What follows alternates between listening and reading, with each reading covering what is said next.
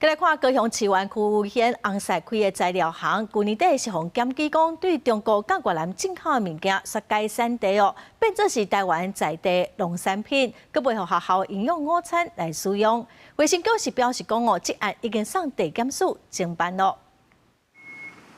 随风逼出涉嫌甲食材改票啊生产地代志，高雄市机关区域县红晒张干正贵开的大发食材行，伫大寮2大仓库早起也是当看到有货车、冷冻车出入。根据了解，去年11月高雄卫生局接到检举，大发食材行敢若甲国外进口的食材，包括中国的白麻、越南的猪仔骨，摕来改票啊生产地，用台湾生产的票啊去出货。卫生局抽验了后，已经甲报告送到高雄地检署，按照是案法甲早期罪进行侦办。 于115年3月4日持法院核发之搜索票搜索业者，并传唤张简信负责人到案。经检察官预支交保5万元，本案将持续调查相关证据，以厘清事实。那这次的问题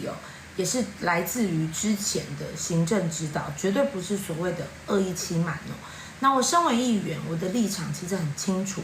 实案优先实事求是，有错就改。 针对外界指控，市机关区域县也出面替红晒规定，强调是行政作业定数的误解，因绝对无调工用生产地来趁钱的想法，会全力配合调查。另外，业者涉嫌改票的食材，唔但卖给高雄地区的餐厅，佮敢若有出货给国校啊。有当数学校也出面证实，确实有用到生产地食材，因对食材验过一向真严格。不只个这款改票的做法，学校真正无在调防。 签约的部分是招标都是由原生社统一处理，那我们是有表达过，如果可以的话，可以帮我们更换厂商。 到底是行政定数造成误解，还是调工用生产地来趁高空？目前检调单位等咧厘清侦办。区县表示，只要做唔到，应对改进。而针对大发食材行技术甲生产地食材送互学校使用，教育局表示，目前也伫咧调查当中，只要确认违规，相当除了罚款以外，也会甲厂商解除合约。记者柯家族邱超阳高雄场报道。